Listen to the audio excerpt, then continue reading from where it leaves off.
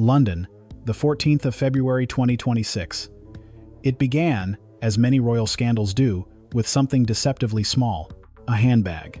Not just any handbag, but a limited edition Balenciaga cash crocodile embossed clutch, personally commissioned by Zara Tindall, the daughter of Princess Anne, for her appearance at the Women in Equine Leadership Gala earlier this month. The accessory was meant to symbolize not only her refined fashion evolution, but also her growing influence as a modern royal businesswoman. It never made it to the gala. According to multiple sources close to the Royal Wardrobe Office, the handbag, hand-embossed, monogrammed discreetly with Zara's initials, and stored under a designated reservation with Balenciaga's London showroom, vanished days before her team was scheduled to retrieve it. Quiet inquiries were made. Balenciaga allegedly apologized for a regrettable logistical error. No police report was filed. Zara, unfazed in public but reportedly incensed in private, chose not to escalate the situation. That would have been the end of it until the handbag was spotted on the arm of Meghan Markle at a closed-door fashion meeting in Paris. The timing was not only unfortunate, it was surgical. The image of Meghan, in head-to-toe black Balenciaga, walking into the left bank offices of a Paris PR firm with Zara's unreleased handbag in tow, was circulated internally within the fashion house less than 48 hours after the gala. The response was swift and discreet.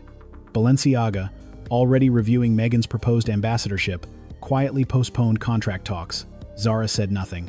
But behind palace walls, an old, silent resentment had reignited. For years, Zara Tindall has walked a different path from her royal cousins. Olympic equestrian, mother, entrepreneur, wife of rugby star Mike Tindall. She holds no royal title by choice, but is widely respected within the family and public alike for her level-headed nature and refusal to play media games. But in the past 2 years, Zara has become something more. A symbol of what a modern British aristocrat can be: unapologetically fashionable, effortlessly composed, and deeply loyal to the crown. She doesn't seek the spotlight, said a senior courtier, but when it finds her, she knows exactly how to carry it. That distinction makes the Meghan incident all the more cutting. Zara, we're told, did not respond publicly, nor did she demand a retraction. Instead, she contacted Balenciaga through her private secretary with a firm, respectful request: an internal investigation into how a reserved item ended up in someone else's possession. Someone who, allegedly, had no active commercial relationship with the brand. The contrast in reactions couldn't have been sharper. Within 24 hours of the internal Balenciaga leak, Meghan Markle's team released a glossy video teaser for what appeared to be a new fashion initiative titled Love with Meghan, featuring clips of her in Paris, mood boards, and close-ups of accessories, including the now notorious handbag. Palace insiders described the move as a deliberate provocation, and not just toward Zara. The timing of Meghan's rollout was no accident, said a fashion publicist briefed on the situation. The handbag wasn't a coincidence. It was a flex, a way to say, I can still command attention. Behind the scenes, however, Meghan's credibility was beginning to fray. Despite attending Paris Fashion Week and appearing publicly in Balenciaga, allegedly invited by creative director Pierpaolo Piccioli, it later emerged that Meghan was never confirmed as an official guest of the house's internal branding team. Her name did not appear on pre-approved ambassador shortlists. Her sudden alignment with the brand had raised red flags internally, especially in light of fresh allegations surrounding her previous wardrobe controversies. Zara Tindall's disdain for Meghan Markle has never been overt, but it has long been suspected. While Catherine, Princess of Wales, maintained cautious diplomacy in early years, Zara was never impressed, according to one family friend. She always found Meghan theatrical, strategic, and above all, exhausting. Before with you are said. At royal family events, Zara reportedly kept her distance. Photos from the Queen's Platinum Jubilee in 2022 show her turning away during the Sussexes' arrival at St. Paul's Cathedral. At Prince Philip's memorial, she avoided eye contact entirely. The handbag incident, to insiders, is merely the spark that ignited years of tension. Zara's mother, Princess Anne, known for her steel spine and sharp intuition, has never publicly commented on Meghan, but her absence from any meetings, events, or gestures involving the Duchess of Sussex since 2020 speaks volumes. After the handbag controversy, Anne is said to have quietly advised Balenciaga to do what is right with dignity. Her message, according to sources, was clear. The monarchy does not issue ultimatums, but it remembers disrespect, and it does not forget betrayal. What separates Zara and Anne from Meghan sources say, is not just temperament, it is their complete understanding of power. Anne, the most senior female royal in active duty, holds influence not through volume, but through legacy. Zara, raised with that legacy in her blood, knows how to wield it silently. They don't fight in tabloids. They don't throw tantrums, said a retired courtier. They wait. They let the institution speak for them. And in this case, it would. While Meghan's team spun the Paris incident as a coincidence, Balenciaga insiders began leaking concerns about the Duchess's prior fashion behavior, particularly in relation to the now-defunct Arcueil wardrobe project. Quiet murmurs turned into formal inquiries. And before the week was over, the house's legal team had paused all negotiations. What started as a missing handbag was now a question of integrity. Paris, the 15th of February, 2026. The email arrived quietly, but its implications were seismic. At 2:44 a.m. Central European Time, Balenciaga's senior legal advisor issued an internal memo titled Contractual Freeze, Meghan Markle. The document, later leaked to industry insiders, stated that the fashion house had elected to suspend all pending and informal agreements with the Duchess of Sussex until issues surrounding product access and brand alignment are fully reviewed. And, okay, it was a soft blow, wrapped in legal formality, but behind the scenes, it struck like a thunderclap. Meghan Markle, once whispered about as the face of a possible new luxury sustainability line, had just been dropped from consideration, and no public statement would be made. It was a calculated silence, said a former brand manager. They wanted to disengage without igniting drama, but Meghan didn't give them the option.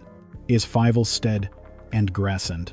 Within 48 hours, Meghan's representatives released a series of Instagram stories referencing misogynistic narratives and institutional sabotage, hinting at a broader conspiracy to freeze her out of elite circles. Though Balenciaga was never mentioned by name, the implication was clear. It was the same old playbook, one palace source commented. Victimhood over accountability, but this time, something had shifted. While Meghan's team scrambled to reposition her image, launching teaser content for a lifestyle rebrand and reaching out to smaller European labels, Zara Tindall did the opposite. She said nothing. Instead, she attended the Cartier British Polo Awards in Gloucestershire in a white tailored suit from Victoria Beckham's upcoming collection, a quiet nod to solidarity. The photos went viral. Fashion critics praised her controlled elegance, modern restraint, and aristocratic ease. Hypothesis assigned to that. The move was not just fashionable, it was strategic. Zara doesn't chase the spotlight. But when Meghan tried to manipulate the fashion world into a loyalty contest, Zara just stood still, and the world moved toward her, said a Vogue UK editor. A week later, Harper's Bazaar UK confirmed that Zara had been approached for a cover feature. While she declined the offer, citing family commitments, the message was clear. In the war for public perception, Zara didn't need to fight. She had already won. Behind the scenes, Princess Anne had begun to make quiet moves of her own. Senior royal staffers confirmed that Anne initiated a family-only review of how royal-adjacent figures were aligning with commercial entities. The timing, while diplomatically described as routine, coincided with the growing concern over Meghan's alleged misuse of royal references in brand negotiations. It was Anne's way of drawing the line not through press conferences, but through policy. She knew the press would twist her words, so she used procedure instead, said a longtime palace advisor. That's Anne. You'll never see her flinch. But you will feel the walls move around you. Anne also reactivated her personal advisory group on public image, which had been dormant since the Queen's passing. According to insiders, the group's first project was reviewing how Zara, Lady Louise, and Sophie of Edinburgh could be further elevated as quiet ambassadors of the crown. In other words, while Meghan shouted, the real royals were being reshaped. As Zara thrived and Anne fortified her camp, Meghan's position began to erode. Her Arcueil Foundation faced fresh scrutiny from the U.S. Internal Revenue Service after leaked memos suggested inconsistencies between reported expenses and actual project output. Tyler Perry, once a silent patron and Meghan's most reliable stateside ally, reportedly refused to extend further financial assistance.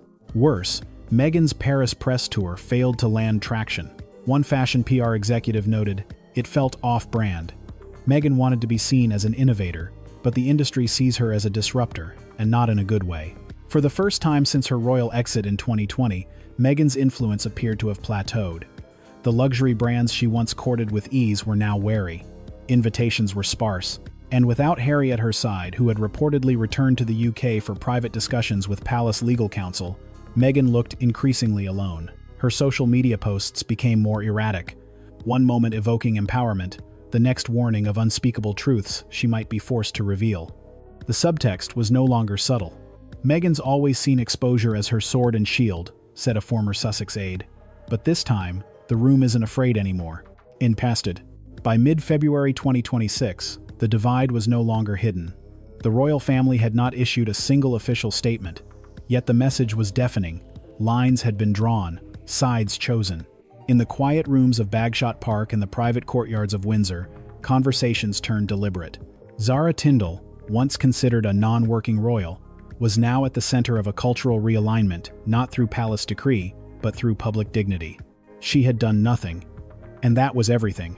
It was Lady Louise Windsor, who was first seen stepping out of the back entrance of Zara's London flat the morning after the Paris fashion incident exploded online.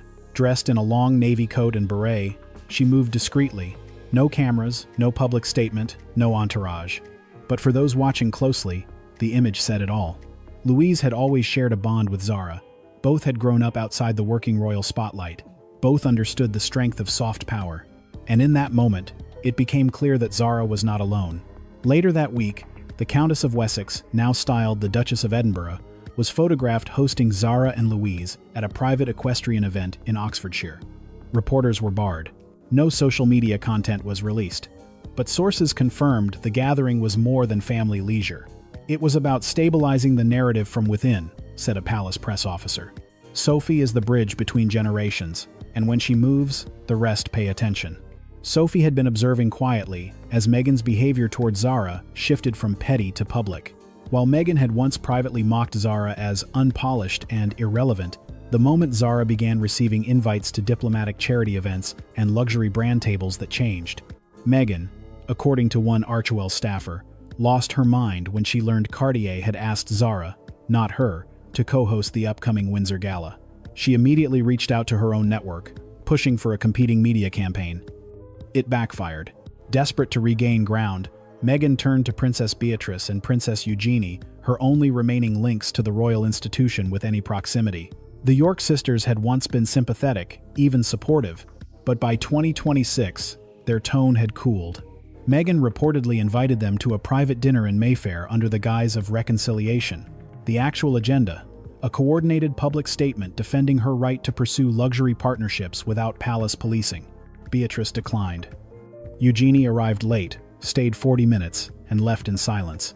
She was baiting them, said a former royal liaison, trying to drag them into her feud with Zara and Anne. But the York sisters are survivors. They've seen what happens when you pick the wrong moment to speak. To palace strategists, Meghan's approach was not just risky, it was insulting. "You can't manufacture proximity," said one source. "Zara has earned her place through consistency and credibility. Meghan keeps trying to leapfrog the hard part." Amid all of this, Princess Catherine said absolutely nothing. But her silence rang louder than any press release. At a London charity gala on February 12, 2026, one of the first major events she attended following her recovery from health treatment, Catherine chose to wear a restructured ivory gown first worn by Queen Elizabeth II in 1969. The dress had been in the royal archives for decades. Its reemergence was no accident. It was a signal of continuity, of legacy, of whose side history is on, noted a royal fashion historian. Catherine and Zara have rarely been photographed together in private, but insiders confirm they share an unspoken respect. Catherine values discretion. Zara embodies it. The Duchess didn't need to comment on Meghan's latest meltdown, she let a dress do it for her. "Elegance," one palace aide said, "has never needed a microphone." Meanwhile, Meghan continued to post cryptic, defiant messages. "I was never invited to their table because they knew I'd build my own." But the response was muted. The public, once caught up in the drama, had begun to tire. "She mistook headlines for loyalty," said a British editor. "And loyalty doesn't trend, it endures." By mid-February, multiple UK media outlets began shifting their coverage. Once deferential to Meghan's Hollywood halo, magazines like Tatler and The Telegraph began publishing neutral to critical opinion pieces. Zara, on the other hand, was the subject of quiet praise. Her presence at a medical fundraiser in Cardiff, raised over £4, $2 million for pediatric research. Her name was floated as a potential ambassador for British Paralympic equestrian programs. She didn't seek headlines, they found her. Even internal palace reports, usually kept from public eyes, confirmed the shift. There is institutional rebalancing underway. Read one leaked memo from the Lord Chamberlain's office. Certain relationships must be reprioritized in the public interest. Translation: Zara, Sophie, Louise were now considered steady hands. Meghan? A reputational liability. It wasn't a statement. It wasn't an interview. It wasn't even a leak. Princess Anne's response came in the form of a meeting, no press, no photographers, held behind the fortified glass doors of Clarence House on the morning of the 7th of February 2026. Those in attendance called it the Restoration Briefing. The subject: Meghan Markle. The objective: containment, without contamination. Anne, the most senior royal by service and the longest-standing figure of institutional continuity, delivered what one aide later described as a masterclass in restraint. She didn't speak Meghan's name once, the aide recalled, not out of fear but because naming chaos gives it power. Instead, Anne focused on the preservation of image through behavioral contrast. The family's posture going forward would be one of studied silence. No official counterpoints, no emotional rebuttals, no press engagement, just the quiet consistency of conduct. The goal was clear: let Meghan's theatrics collapse under their own weight. According to internal records, Anne issued what became known as the non-engagement protocol. It was simple. The Crown does not duel on social media. The Crown does not chase press cycles. The Crown endures. But Meghan, sensing isolation, doubled down. Just 3 days after Zara was offered a limited edition co-hosting role at the Royal Ascot-style pavilion, a position previously hinted at for Meghan in 2020, Meghan's team issued an indirect warning. A sealed letter was hand-delivered to a London legal firm representing one of the palace's charitable partners. The message: if defamatory inferences toward the Duchess of Sussex continued even through nonverbal optics, she would consider authorized release of archived digital communications between herself and unnamed senior royals. The subtext was unmistakable. Meghan was threatening to leak messages. Privately, palace officials referred to it as the Windsor Files bluff. She wants them to flinch, said a royal counsel. But you can't shake a house that was built to withstand empire collapse. Anne's recommendation? Ignore it. And they did. What Meghan didn't anticipate was the ripple effect outside palace walls. Within the fashion industry, especially in Europe, her image had begun to sour. After her alleged snub of Zara in Paris and the aggressive PR campaign that followed, several luxury houses quietly withdrew future offers. Chanel, once rumored to be in talks for a sustainability collaboration with Meghan, issued a subtle press shift, promoting its equestrian capsule collection with Zara Tindall as a silent brand ambassador. No announcement. Just a Vogue editorial. Meanwhile, Dior and Burberry executives, both of whom had received direct pressure from Meghan's stylists to include her in spring 2026 campaigns, opted to distance themselves. She doesn't represent discretion, said a French PR director, and discretion is our currency. In contrast, Zara's 2026 calendar filled quietly. Co-host of the Royal Charity Polo Invitational, equestrian lead for the Commonwealth Youth Games, featured in Harper's Bazaar UK's Legacy and Lineage issue. She did no outreach. She accepted no payment. But the doors opened. She didn't step forward, said one fashion editor. She simply didn't step wrong. In Ivan Second's cries, the beauty of Zara's response to Meghan's provocations was not in her cleverness, but in her refusal to participate. When a journalist at a Glasgow horse trial asked if she'd seen Meghan's latest Instagram reel, one where Meghan wore a replica of Zara's 2022 Ascot look with the caption, "Real class needs no bloodline," Zara blinked once. Then she said, "Some of us ride horses. Some of us ride headlines. I prefer the former." Backs, mating and outofly, that one quote was picked up by over 300 outlets within 24 hours. It was calm, icy, devastating, and it broke through in a way no angry press release ever could. Even Anne reportedly raised an eyebrow in approval. By the third week of February, Archewell's internal morale was at a historic low. 2 directors resigned. A major investor backed out of a proposed educational streaming deal. Netflix had stopped greenlighting new Markle-led pitches. Meghan, sensing the backlash, began hinting at pivoting to wellness and women's empowerment, while also claiming in podcast interviews that certain royal figures were intimidated by women with a voice. It was widely interpreted as a jab at Zara. But Zara didn't respond. She was already on a plane to Botswana, attending a rural equine development program sponsored by the Commonwealth Secretariat. No cameras, no press, just the work. That, according to palace insiders, was the final contrast. One woman trying to threaten her way back into relevance. Another woman becomes relevant by never demanding attention. In the end, the public began to choose. And they chose the one who never asked to be chosen. By late February 2026, the walls around Meghan Markle's carefully curated public persona had begun to thin. Her usual arsenal press exclusives, fashion appearances, victim narratives no longer yielded the viral dominance they once did. Instead, every attempt at reclaiming relevance collided with a subtler, more powerful adversary: royal restraint. And at the center of that restraint stood two women, Zara Tindall and Princess Anne, who chose silence over spectacle, stability over storm. The first sign came, not in a lawsuit or a headline, but in a podcast. On February 22nd, Meghan appeared on a stateside women's empowerment show titled Undaunted. The teaser was pure Markle. Poetic metaphors, velvet voice, controlled outrage. But somewhere between rehearsed lines and off-script emotion, her composure faltered. Some women stay quiet because it's safe, others because they've been taught that silence is elegance. But I believe silence, sometimes, is just complicity, especially when you're watching someone be torn apart for being too different.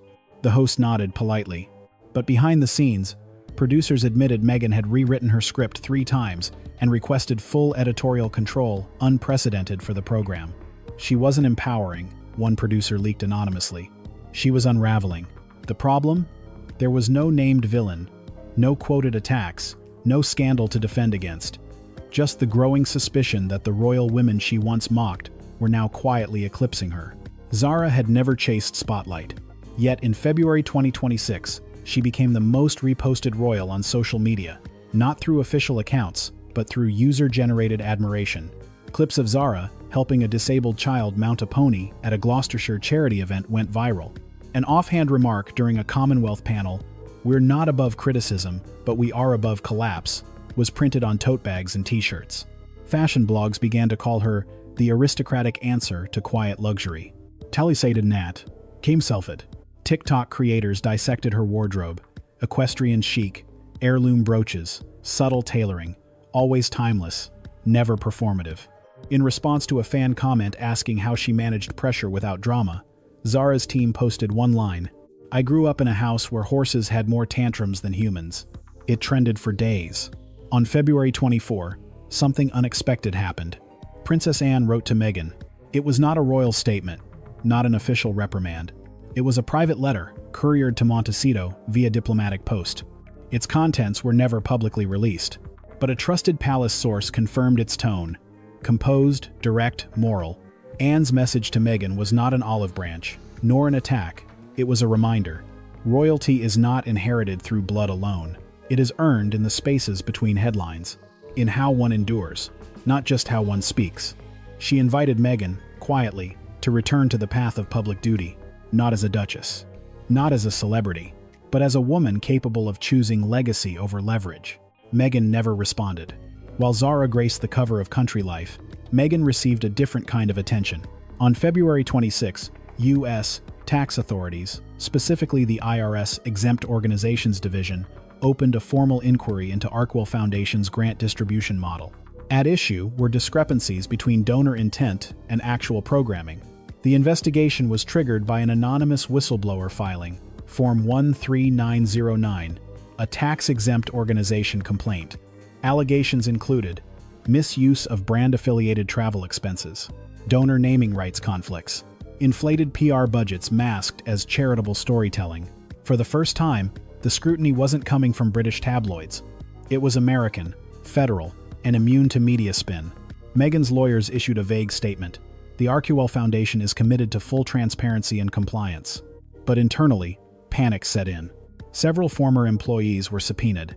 Financial documents were requested, and the timing couldn't have been worse. Back in London, preparations were underway not for retaliation, but for defense. Prince William reportedly ordered the Royal Communications Office to update all Sussex-era protocols, flagging potential reputational risks tied to past joint engagements. Princess Catherine advised all patronages under her name to transition softly, away from collaborations linked with Arkewell. Zara remained uninvolved. When asked by a royal aide whether she wanted to address the Markle tension, her reply was pure Windsor steel. "If you know what you're doing, you don't have to explain what you didn't do." Meanwhile, Anne coordinated with royal legal counsel to ensure the monarchy would not be dragged into any U.S. legal discovery processes. Should Meghan pursue litigation, as she had hinted they would neither assist nor obstruct? "We are not players in her story," Anne said. "We are the page she cannot rewrite." A haunting photo emerged from an LA cafe. Meghan, alone, reflected in the glass of a storefront window. The headline, "Once the Duchess, now the outcast?" A royal source close to Prince William later commented, "She wanted power. She forgot we didn't show it. We hold it." Back in the UK, Zara watched the coverage with quiet indifference. She had just returned from a 3-day veterinary research conference and was preparing for a royal military charity gala. As she stepped out of her car in a navy cape coat and sapphire brooch, a reporter shouted, "Any words for Meghan?" Zara smiled faintly and said, "None needed." The crowd applauded. The doors closed behind her, and just like that, the world turned its gaze back to those who chose purpose over performance. Under the morning drizzle of a London spring, Zara Tindall stepped through the wrought iron gates, not as an Olympic equestrian or granddaughter of a queen, but as the newly appointed special envoy for heritage and sport, a royal position created in honor of her decades-long service to the Commonwealth. No announcement had been made in advance. No photographers were tipped. It was Princess Anne's idea. "Let the moment speak for itself," she told the palace staff. And it did. Wearing her grandfather Prince Philip's tipan restored, reset, and gifted by her mother, Zara, stood beside King Charles and accepted the title with a bow of her head and a steady gaze. Her role would now include overseeing royal patronages across Commonwealth youth sporting programs, with special focus on female empowerment and post-trauma equine therapy, just legacy. And for the first time, the world saw the true divide. One woman chased control of the story. The other became the part history chose to keep.